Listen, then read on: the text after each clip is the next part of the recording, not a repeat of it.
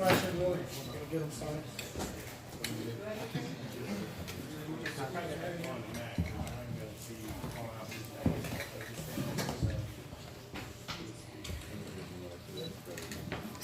Cris, right here.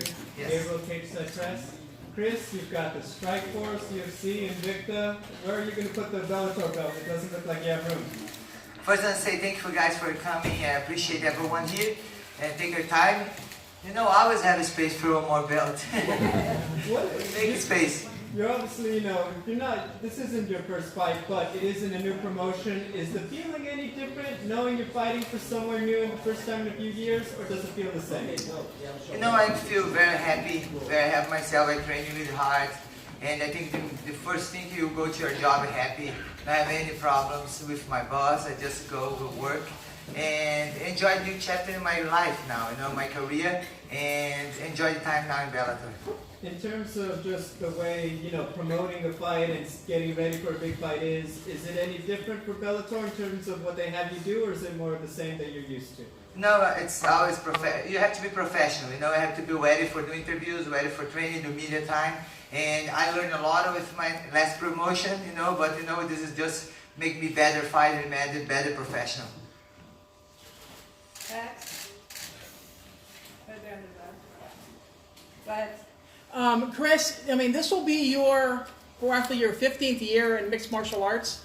I mean, and anybody else would say that you lose a step in that forever time.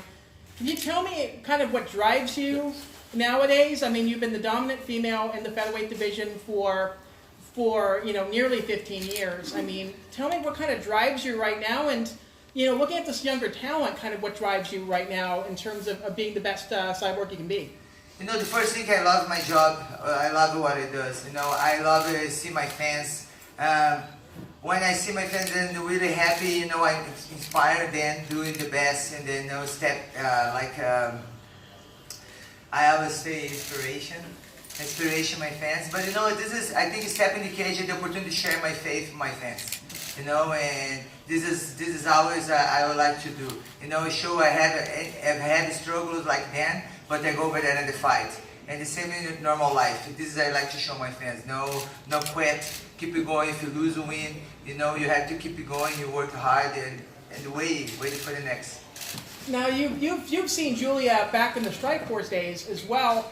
I mean, obviously you've been observing her, ever since, when she was through Invicta as well.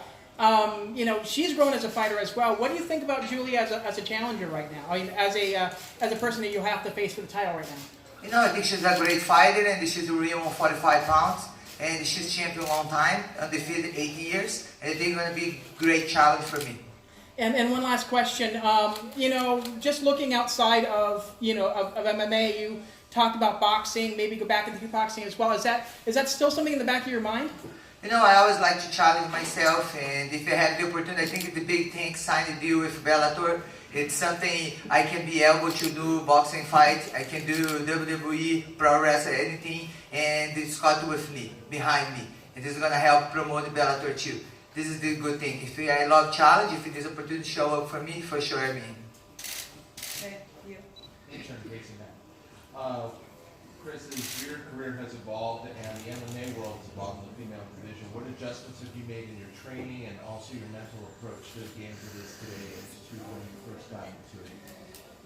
I think you ever fight to learn something, every camp you learn something. I learned a lot in cut weight, make weight, you train smart too. I think you ever fight to learn something from your opponents, from your team behind you, and I think one thing I learned is make my weight easier, be smart in my trains. I think when you're young, I still train a lot. I have to cut a lot of things I do, but I have to pay people tell me, Cris, you need to rest today, and because it's something I have to change in me, but I think I learn it more technical, I have to improve myself every time. If I don't have this, I have to stop fighting. I don't think I know everything. I think every time I step in the gym, I have something to learn. And have to be humble for learn. And not a lot of people know this, but I think you have to do. Even if you champ a long time, I was champ a long time, I was always training like I was not a champion. I was always for the challenge. Thank you. Welcome.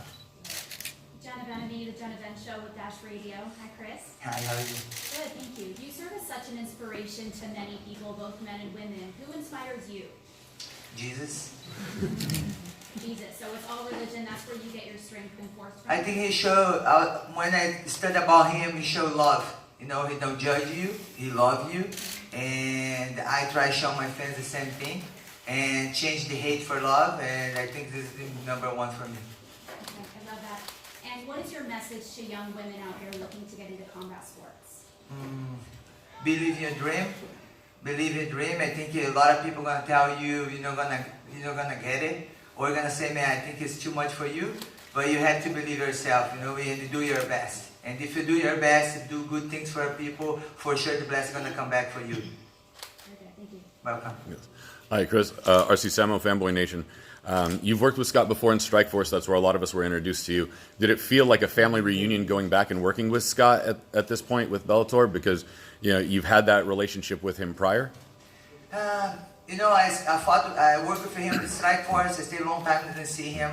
But then when I had the meet with him, it's still the same and very good to work with him. I think he's opened a lot of things in my career. When I fought Gian Carano, he's opened the door for the moment with me. And I think all the girls, most girls are 145 pounds in the Bellator now. Right. You know, they're wait for me there. And then, you know, I'm very happy. I'm not going to have a struggle to wait to fight and work there. And the work when the boss want to work with you, it's very nice. When they promote the fighters, and I think it's great. Right. And you've also started training young girls in mixed martial arts as well in self-defense. What do you tell young girls that are training with you or anywhere else to be proactive in their training and to defend themselves, you know, be proactive instead of reactive? You know, the first thing when I'm doing, I have the camp Pink Belt Fitness. I have next one, Valentine's Day. I think the one thing I nice about Pink Belt Fitness, I tell them the truth. I tell them how I start MMA. You know, it's no easy. I was not born champion. I was not born in no kick. I was not born like this. I had to learn everything. And a lot of struggles, like just guys training in the gym. I have only me, the girls. Sometimes I cry, go home. And, you know, it's hard. And now the women's MMA growing a lot, but before it's very hard. And to just tell them how it's hard for me, but I don't quit. How's hard for me, still going hard for me, is, you know, but I still going. And I think it's the main thing, everything in life, because a lot of things now, you see a lot of kids have struggles and they don't want to quit, they don't want to continue. And I think when you have a big platform, you have to show them they can do that. You know, okay, you're going to cry sometimes, but you can't do that. You cannot quit. I think it's the main thing I like to show in the Pink Belt Fitness Camp. Perfect. Thank you. Welcome. Hey Chris, you have a lot of knockouts. How does it feel to knock someone out? I know. I think the first thing I'm happy for all the hard work you did. You know, just thinking now done. This one done. You know, and just thank for all my team behind me. You know, and thank God first. And I think it feels like you did your job. You know, you finished. Now you made a lot of history, but this week Clarissa Shields made history. 3-division champion in 10 fights. You commented and everybody was reposting you. What did you think of her fight? You know, great fight. You know, I was like Clarissa. She's like we call sister each other, and you know she's a great fighter. She's a great fighter. She's contacted me, Chris. I want to do MMA. She's excited about this, and I'm excited to see her fight you. Would you train her in MMA? Would you help her? I told her we can help each other. Yes, it's very different. You know, I think it's in a little while, but you know, it's for sure. I'm open for her help her. My last question, any message to your opponent if she's watching? You know, see you January 25th. I hope you train very hard and do a great fight, the best fight night together. Thank you. Okay, go ahead. Chris, there was talks about you fighting Cecilia Breakus about a year or so ago. I think there was even T-shirts made about that. If you do cross over into boxing, do you have your sights set on an opponent? Was there someone that you would like to fight first, or do you have a dream fight coming up? You know, at the beginning I talked to her manager and then say maybe probably can make this fight happen. You know, I never choose my opponent. And if you'll be ready and Cecilia would like to fight, you know, going to be a pleasure to fight her. She's undefeated a long time. And they're going to be for sure a big challenge for me. You know, I would like her on 6 months training and man, ready to go. Another thing, in those sparring sessions you had with Clarissa Shields, do you feel that you learned anything new, or did it change your outlook as far as boxing or how to apply boxing into mixed martial arts? No, of course you learn it. Everything is different. It's different. Like stand different, MMA. You know, Clarissa is ridiculous fast. You know, she's fast, and we did a nice sparring together, and I learned a lot about this. Very different, you know, the MMA. You have to work in different things for fight boxing, for sure. Thank you. Josh Gross with The Athletic and Chris. How would you describe 2019? What was that year like for you? 2019, a lot of change, a lot of changes. And one thing, sometimes bad things happen for good things. And the good things, I signed with Bellator, and I'm really happy, work happy, train happy. The only struggles I have when my cat pee in my couch. That's it. Or when my pig eats my plants. That's it. I just focus my training every day, happy with my team, and that's it. Ready to go.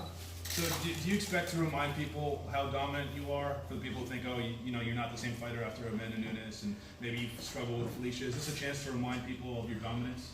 I know. I think Felicia, I did a great fight. You know, great fight with a good grapple, and I think a great fight. And after one loss, it's very difficult. You have to work really hard, and a lot of things behind you. Even if your boss against you, try to damage your brain during the fight, during the camp. But you know, I never think about prove anything. You know, I think I prove everything every time in the gym. Train every day, and everything I do inside the gym, I'm gonna do inside the cage. And I don't think I have to prove anything. Doing my best, and then leave always God's hands the victory. Paulie G, MMA Meltdown. Hi Cyborg, you said you're looking to make history. How important is this fourth title for your history? How important is this for your legacy, and how would you weigh this fourth Bellator title? You know, I always like to do the challenge, like challenge and like to make the difference. You know, the first thing, make my division at UFC. Now I'm gonna have the opportunity to have the fight for the title, Bellator. You know, get the fourth belt. It's gonna be a big thing for me. You know, I think it's for my legacy, and I know it's about is no everything in your life, but I think it's very good for make a legacy, and I'm doing my best January 25th. Hey Chris, Rob Ayala from Hyposium. Congratulations on your historic signing at Bellator. Thank you. Recently you've done some humanitarian work with Justin Wren for, what is it, the Fight of the Forgotten. You plan on doing any more of that recently, or currently? You know, I think I always open for doing missionary work. I think every fight I have on plan for help. I think it's not just, I like to be the champion people champion's life. Not just champion the cage. And I think you call me a world champion, you have to make difference. You know, I think it's big responsibility. And every fight I like to do something nice, and for sure I would like to do. But I'm working for this year, 2020, for putting water wells in Brazil. Have a lot of people in the north struggles, and I'm working on this. I don't have date yet, but I work with few people doing this, that, and probably, but I'm open for work just around too. Thank you. Hey Chris, I know you have this pep in your step. You really definitely look like you're in great shape. I know you've done a lot with the stem cell therapy. How has that helped you prepare for this fight? And what do you think that other fighters should take notes from what you've done over the last couple months, over the last year to really prepare? And has it helped you? You know, I have the opportunity to do input stem cells. I have a lot of injuries and during this 15 years, but I started playing sports when I'm 12 years old. And in every camp, I have some problems in my wrist, I have a problem in my ankle, my knee. And in this camp, I don't have any struggle. I don't have any problem. It's a miracle. I don't have any problems, and I train very good. And I think make the difference because you train with no pain. I think it's amazing. You know, it's amazing. You have to be thankful every day. And I think as fighters, if you have some injury, if you don't continue fighting, I think it's great. Train with a pain. You know, if you have the opportunity to go and stand cells, it's good. Thank you. Thank you. Just follow up on the idea of keeping a challenger's mindset. You said you did that throughout your championship career. You always felt like you weren't the champion, or you trained like you were the challenger, but you actually are the challenger in this fight. So how has that altered your mindset heading into this contest? All my life I'm the challenge. I put always my mind. You know, for me the belt I hold is always a symbol, but for me I was the challenge. And I just go over there, do what I love to do, do what I train, doing my best. And I was, like I say, I did God's hands and, do my best and do what I love. Did nothing to ramp you up, feeling like I have something to prove in this fight? There was no difference for you. Of course, I'm gonna fight for the title, you know, and Julie, long time champion, and I think it's a big challenge for me, you know. She's a long time, but I'm excited for being new promoter, you know, work for Scott and be the fourth belt of my career. The different organization is big motivate for me. Vanessa with WMA Jam Live. You have fought your way through many promotions, collecting belts. What is it like starting at a new promotion, going straight into a title fight for you? For me, I feel blessed. I feel blessed to have the opportunity to fight straight for a title, and I just have to do my best. This is the opportunity. I think it's coming one time, you know, all the time, and just happy for having this opportunity. Anybody else? Go ahead. If you win the Bellator title and you beat Julia Budd, are you planning to defend and stay in Bellator, or what will your plans be if you win the Bellator title and you win your fourth title? Right now, my focus first is Julia, you know, but if I have the opportunity, I think one dream I had is make a Grand Prix, and I think GP, being Bellator, I think Scott open for that, make more than one fight a night, and I think it's gonna be like a Japan event, and then me from shooter box, and I have a lot of fighters over there do that. I think this is gonna be one dream coming true for me. So you think Scott Coker is going to do a Grand Prix and do something in Japan?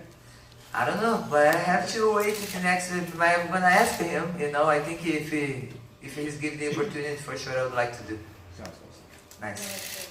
Chris, have you spoke with Shields after she, her historic win, becoming the fastest fighter to win titles in 3 divisions? No, I just say congratulations to her. I was focused for my camp, but for sure after my fight, you're gonna contact. Maybe she'd come to my fight. I don't know. Since the fight is in LA, will Halle Berry make it to this fight? I'm not sure. Maybe she's gonna be there. There you guys. Thank you guys so much for being here. You know, I appreciate everyone. I'm really happy and see you January 25th.